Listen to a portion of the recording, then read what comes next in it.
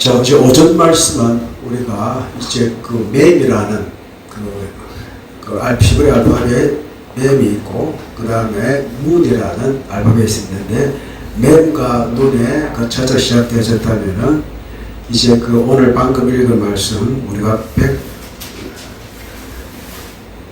113절과 또 120절은, 121절은 이제 그 샤멕이라는 단어가 있고 아멕이라는 단어가 있고 아이 단어가 있거든요. 그렇게 시작되는 이제 그 헬라어로 히브리어로 시작되는 구문입니다.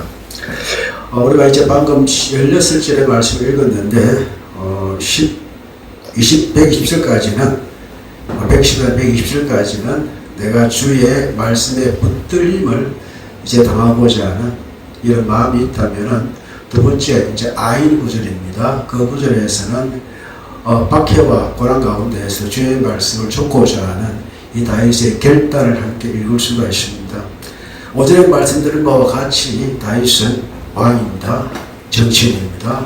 고든이었습니다. 그 이전에는 그의 삶의 흔적에는 항상 하나님의 말씀과 같이 해오고 있다는 사실입니다. 그가 목동으로 살든 예언가로 살든 또 그가 시인으로 살든 또 그가 찬송을 하는 예배자로 살든 또 정치인이든 왕이든 그의 삶을 주도했던 것은 하나님의 말씀입니다.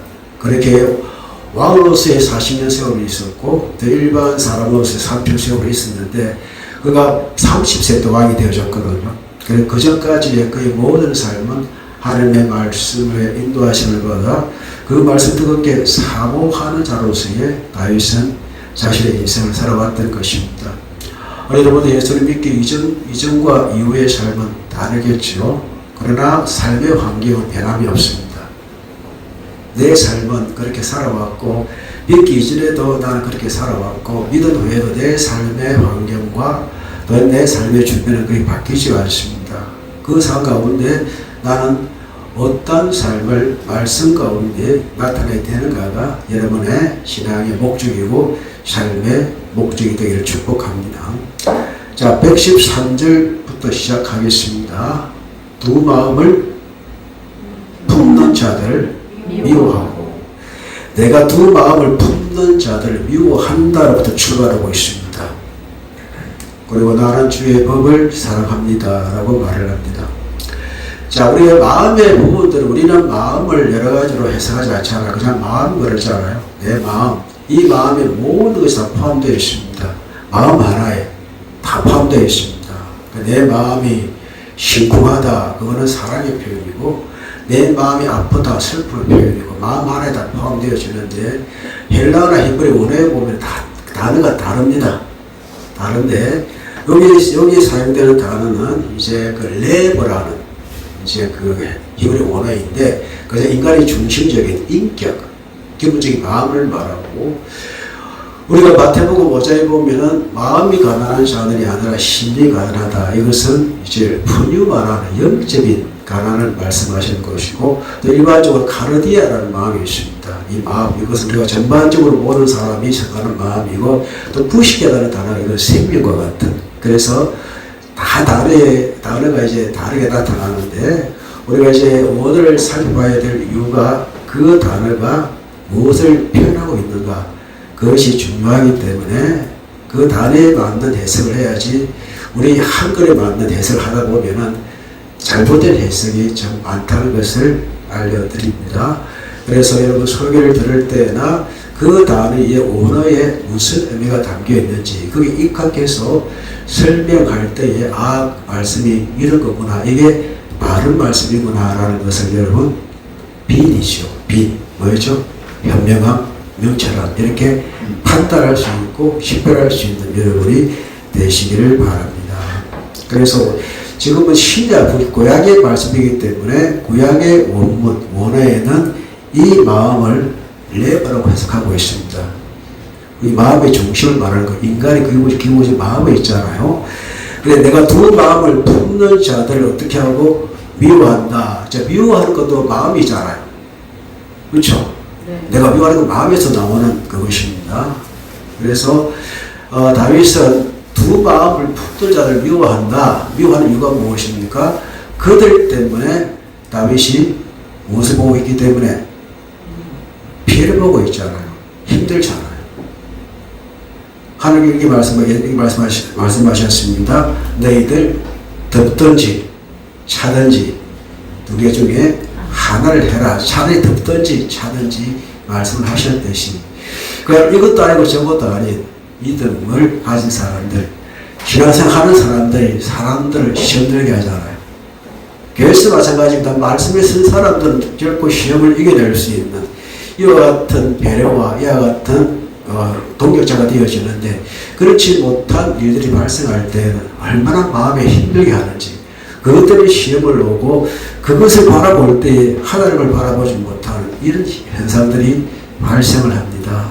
그렇게 여러분, 우리가 상대방을 마음껏 나한테 미워하는 것이 아니라 분별을 통해서 내가 무엇을 미워해야 하는지, 하나님께서 미워하실 것을 미워할 수 있는, 주님께서 아니라는 것을 아니라 할 수 있는 그와 같은 영적인 분별력, 그것을 비대라 하잖아요.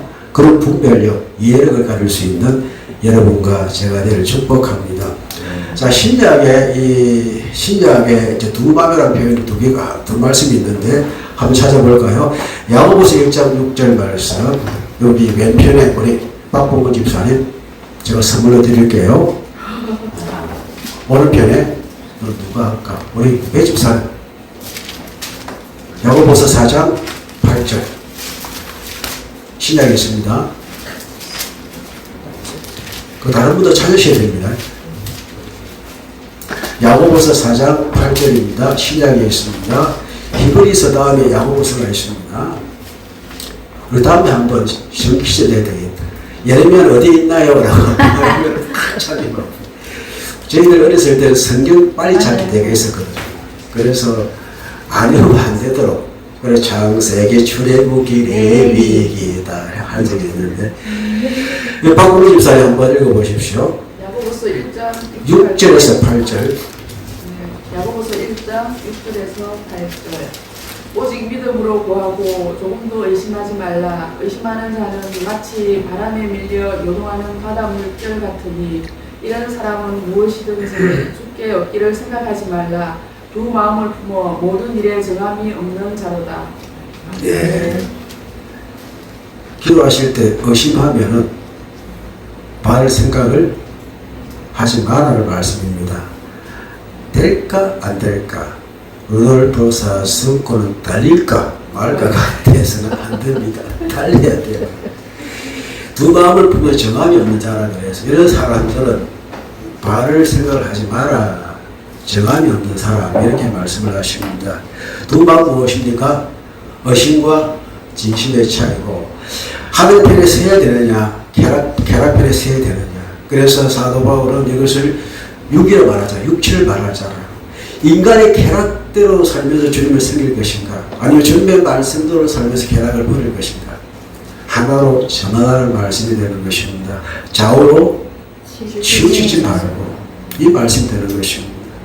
그래서 내가 두 마음을 품는 자들을 미워한다라는 것은 두 마음을 품게 만들려고 하는 저 사람들을 미워하라. 사실 우리가 영향을 받게 되어 있습니다. 다윗이 영향을 받았습니다. 또 두 마음을 품는 사람들이 자기를 힘들게 만들었고, 미워하게 만들고, 싫어하게 만들고, 정하게 만들고, 칼을 들게 만들고, 분노하게 만들고, 이런 것들이 참 자기를 미워하게 만든 이유가 되어졌기 때문에 내가 그들을 미워한다라고 다윗은 말했던 것입니다. 우리 배 집사님 4장 8절. 하나님을 가까이 하라. 그리하면 너희를 가까이 하시리라. 죄인들아 손을 깨끗이 하라. 두 마음을 품은 자들아 마음을 성결하게 하라. 예.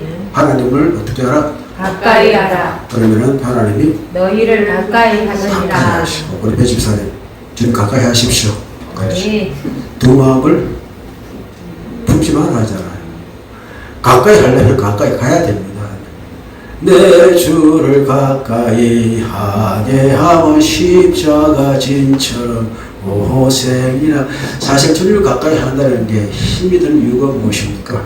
두 마음을 품는 그것 때문에, 두 마음을 품는 사람들의 영향 때문에 가까이 힘든 것입니다. 그래서 주님을 가까이 하면은 주님 나를 가까이 해주십니다. 그래서 그것을 결정을 하라는 말씀이 되는 것입니다. 그러므로 내가 두 마음을 품는 자들을 미워하고 그 이유가 무엇입니까? 주의 법을 사랑하기 때문에. 사랑하는 아합은 그래. 아합은 내가 주님의 율법을 이제 주의 법을 사랑하기 때문에. 왜요? 14절 읽어봅니다.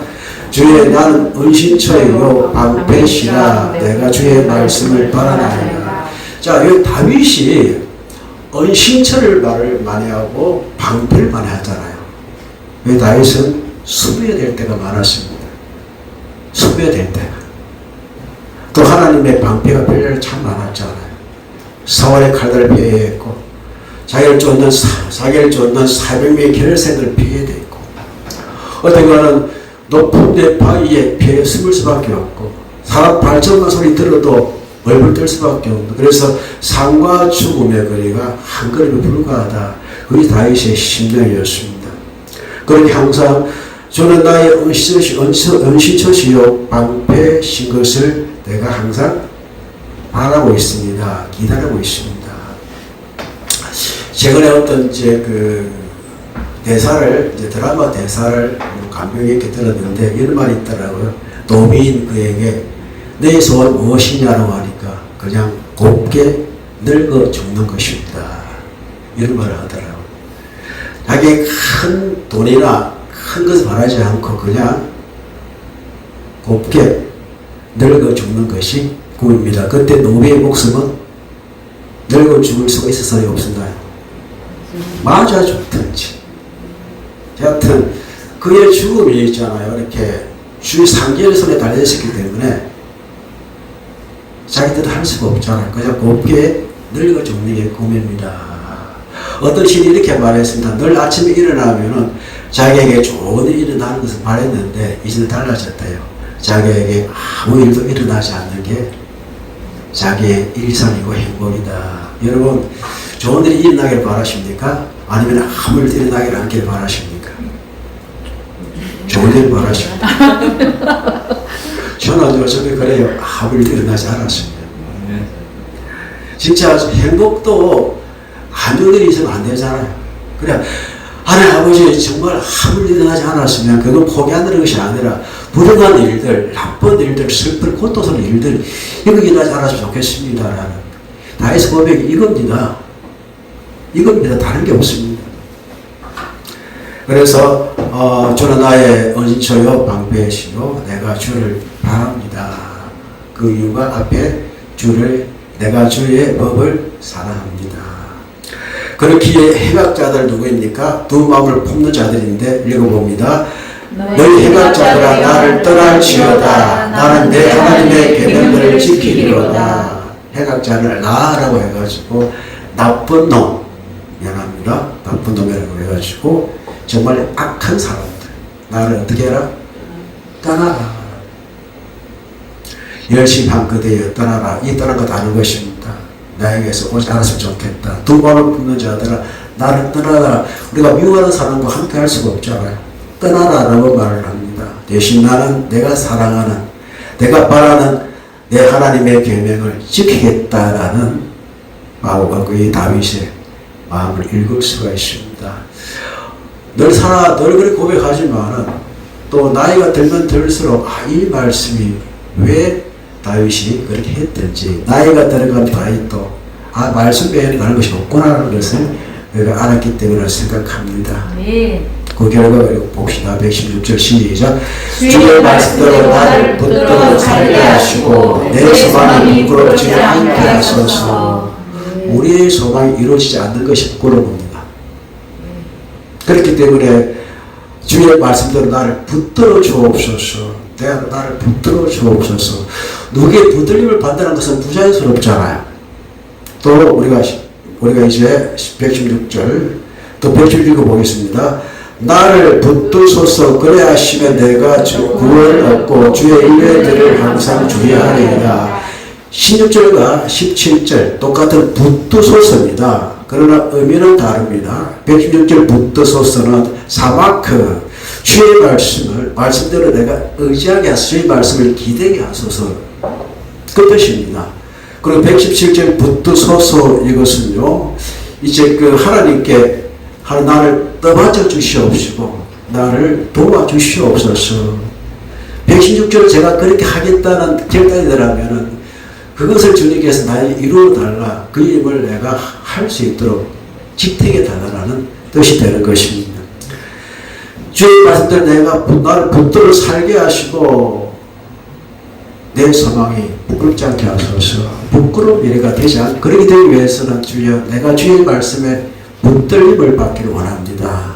170절 내가 구원을 얻고 주의 윤리를 항상 주의하기 위해서는 주여 나를 붙들어 주시옵소서. 이것이 다윗이 얼마나 주의 말씀에 붙들려 살고자 아담과 하와가 주의 말씀 붙들려 살 때는 그가 에덴이었습니다. 그러나 주의 말씀 벗어날 때는 어디였나요? 신라원이었습니다. 그때부터 인간의 미움이 시작되어졌고 형제간의 다툼이 시작되어졌고 아무도 없는 그 광야에서 형이 동생을 죽여버리는 사건이 벌어졌습니다. 말씀에 붙들려 사는 것이 자유입니다. 진리가 될 자유가 아니니 주의 말씀 내가 붙들려 있는 것이 자유가 되는 것입니다. 그게 참된 행복이 되는 것입니다. 누구로부터 우리가 붙들려 받는다는 것은요 오히려 내 자유가 속화되는 것이지만 누가 날 붙들리는가 굉장히 중요한 것입니다. 누가 날 붙들어주면은 하나님 날 붙들으시면은 그것이 나에게 자유가 되어지고 부끄럽지 않는 인생으로 만드는 것입니다. 그러므로 왜 그렇게 되느냐? 118절 말씀 보면은 주님께서 다 멸시하신 사람이 있더라. 보니까 알겠더라. 내가 왜 주의 말씀에 붙들려 살아야 되는지, 붙들려 달라고 기도해야 되는지 읽어봅니다. 주의 윤례를 떠난 자는 주께서 멸시했다. 왜? 그들의 속이는 사람이기 때문에. 속인다는 뜻이 무엇입니까? 배반한 사람, 변절한 사람. 이단들의 특징이 무엇입니까? 말씀을 속입니다. 또 이들을 주님께서 어떻게 여기십니까? 119절 주께서 세상의 모든 악인들을 찌꺼기같이 버리시니 찌꺼기는 죽으라고 해가지고 식으라고 해가지고 불순물이다. 그야말로 우리가 변을 보잖아요. 똥과 같다. 예수님과 같다라는 것입니다. 그러므로 내가 주의 증거들을 사랑합니다. 이유가 다 있다는 것입니다. 찌꺼기같이 버림을 당하지 아니하고 주님께서 다 멸시하시는 그런 사람이 되지 않기 위해서는 내가 주의 율례들을 사랑합니다. 증거를 사랑합니다. 라고 다윗은 고백하는 것입니다. 그러므로 우리는 두려움을 가져야 됩니다. 110절 읽어보겠습니다. 내 육체가 주를 두려워함으로 떨고 내가 또 주의 심판을 두려워하나이다. 앞에 두려움과 뒤에 두려움이 다릅니다. 앞에 두려움 그야말로 포비아입니다. 포비아. 그러니까 내 육체가 주를 두려워함으로 바하다 해가지고 공포 두려움. 우리 인간의 몸은 두려움으로 가득 차 있잖아요. 걱정 근심 끊을 때가 있나요? 우리 박 집사님 딸 시집 보내라 걱정이 사라졌나요? 조금. 잠. 우리 큰 박 집사님은 계속 끊임이 없습니다. 눈에 뭐가 들어가기까지. 흙이 들어가니까. 요즘은 가능합니다. 다 들어갑니다. 그래요. 걱정 근심 끝이 없습니다. 내가 천성 바라보고 가까이 걱정 근심 다 있듯이 끊임이 없습니다. 우리 인간은요 두려움을 가득 차 있는데 그러나 그 두려움은 내 영혼을 죽이시는 누구밖에 없습니까? 하나님이십니다. 내 육체를 죽이는 것보다 내 영혼을 멸하시면 두려워해야 합니다. 그 육체에 포함되어 있지 않습니까? 그래서 다윗은 내 육체가 주를 두려워하면 덥니다. 우리 육체가 짓는 것은 죄잖아요. 죄 짓기 쉽잖아요. 이거 두려웠다는 거 죄를 두려워합니다. 죄를 두려워해요. 그리고 또 내가 또 주의 심판을 두려워합니다. 심판은 이제 미스파트라고 해가지고 어떻게 해요? 완전히 정죄하는 부분입니다. 내가 심판 두려워한다 이것은요 두려워한다 이 표현보다는 그러면 내가 주님을 경외합니다 라는 뜻입니다. 자, 이렇기 때문에 이제 박해와 고난 속에서도 이 다윗은 주님을 바라볼 수밖에 없는 이유를 말하는데 121절 읽어봅니다. 내가 정의와 공의를 행하여 싸우니 나를 박해하는 자들에게서 나를 넘기지 마옵소서. 자, 나를 박해하는 자들에게 넘기지 말아달라. 이 말씀의 의미가 무엇이냐? 결국은 두 마음에 붙는 자들에게 지지 말게 하여 주옵소서. 그렇기 때문에 나는 뭘 할 수밖에 없다? 내가 정의와 공의를 행할 수밖에 없습니다. 이것이 나를 박해하는 자들에게 내가 능임을 당하지 않는 유일한 길이 됨을 말씀하는 것이고 또 보증해 달라라는 말씀인데 읽어봅시다. 주의 종을 보증하사 복을 얻게 하시고 교만한 자들 나를 박해하지 못하게 하소서. 여러분, 누구의 보증이 있는 것 따라 다르잖아요. 그러니까 주께서 나를 보증하사 뭘 주시고 복을 주시고 하나님의 보증을 받는 것이 복입니다. 여러분 누구의 보증을 받았나요? 하나님. 그 보증 누가 하시나요? 누가 하시나요? 성령 하나님이 인을 져주시잖아요. 할렐루야. 여러분 다 인받은 사람입니다. 성령 하나님이 인을 받아 누구든지 성경을 말하지 않고는 그리스도를 주라 신할 수 없다. 그렇게 주의 종을 보증하사. 자, 종이라 그랬잖아요. 종은 누가 보증해 줍니까? 주인이 보증해 줍니다. 날 보증하사 교만한 자들을 박해하지 않게 하소서라고 기도하며 또 123절 읽어봅니다. 내 눈이 주의 어려운 말씀을 사모하기에 피곤하나이다. 이거는 피곤하다 이 말의 의미는 좋은 뜻입니다. 피곤하도록 주의 말씀을 내가 바라본다라는 것입니다. 여러분 하루에 성경 읽기가 피곤하죠? 네. 솔직하시네. 피곤합니다. 여러분 하루에 3장씩 읽으면요 1년의 성경 다 읽을 수 있습니다. 네. 가능할까요? 안 가능할까요? 안 가능합니다, 여러분. 안 읽잖아요. 가능하다 말라 하지 마시고 읽어보십시오. 됩니다. 안 하니까 안 되지. 되게 돼 있다는 거예요. 그래, 하루에 있잖아요. 오전에 한 번, 아침 먹고 한 번, 점심 먹고 한 번, 저녁 먹고 한 번, 이렇게 읽으면 하루에 몇 장? 3장. 1년이면은 성경 한 권입니다. 한번 시도해 보십시오. 트라이 해보십시오. 그게 속을 이야기 아닙니다. 트라이가. 그렇죠? 트라이 해보십시오. 가능합니다. 그리고 이제 124절 읽어봅니다. 주의 인자하신 대로 주의 종에게 행하사 내게 율례를 가르치소서. 주의 인자하신 대로 주의 종에게 행하는, 주님께 나에게 행할 일들이 무엇이란 말입니까? 주께서 나에게 인자하심을 행하는 것이 무엇입니까? 나에게 주의 율례를 가르쳐 주는 것이 주의 인자하심 내게 임하는 하나님의 행하심이 되는 것이고, 그 다음에 125절 읽어봅니다. 나는 주의 종려니 나를 깨닫게 하사 주의 증거를 알게 하소서. 율례들을 가르치시면은 주의 종은요 깨달아야 되잖아요. 내 주인이 무슨 말을 하는지. 그래서 그 말씀을 알 수 있는 지혜를 다하여 주시옵시고 그 증거들을 깨달아서 알게 하소서. 여러분 깨달아 아는 거하고 그냥 아는 거 차이가 있습니다. 우리 하늘이 알아듣는 것 같네. 바로 조용하시네. 하늘이 이렇게 하시네. 그래. 여러분 깨달아는 그냥 하는 거 다릅니다. 자, 남자가 서로 알 때 있잖아요. 그냥 아는 거하고 깨달아는 거 다르잖아요. 그 차이가 되는 것입니다. 깨달아 아는 주의 종이기 때문에 주의 종으로서의 깨닫게 하시고 그 주인의 증거들을 알게 하소서. 알다 이해하게 하시고 주님께서 어떻게 역사하셔야 되느냐, 어떨 때 역사하셔야 되느냐 읽어봅니다. 그들이 주의 법을 폐하여 싸우는 지금은 여호와께서 일하실 때나이다. 나의 마음에 주의 말씀에 깨트려지면, 나의 말씀에 주의 말씀 허물어지면 그때 주님이여 일하여 주시옵소서. 그러므로 내가 주의 계명 곧 순금보다 더 사랑하나이다. 주께서 일하시는 그것이 내가 주의 계명들을 무엇보다 순금보다 더 사랑하는 이유가 된다는 것입니다. 여러분 여기에 금 안 좋은 사람 있나요? 다 좋잖아요. 금 좋잖아요. 그렇죠. 그래서 금 한 돈이 얼마입니까? 50만 원 가까이. 50만 원치를 갑니까?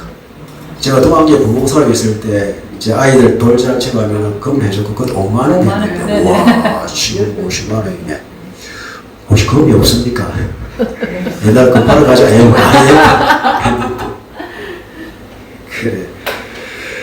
순금보다 더 사랑하나이다. 주여 내가 주의 말씀을 순금보다 더 사랑할 수 있도록 주여 깨닫게 하여 주옵시고 주를 일하여 주시옵소서. 그러므로 하나 더 읽어봅니다. 그러므로 내가 범사의 주의 법들을 바르게 지키고 모든 거짓 행위를 미워하나이다. 뭐가 포함돼? 주의 법을 어떻게 지키고? 바르게 지키고 두 마음을 품는 자를 지키지 말고 바르게 우리 교회가 바르게잖아요.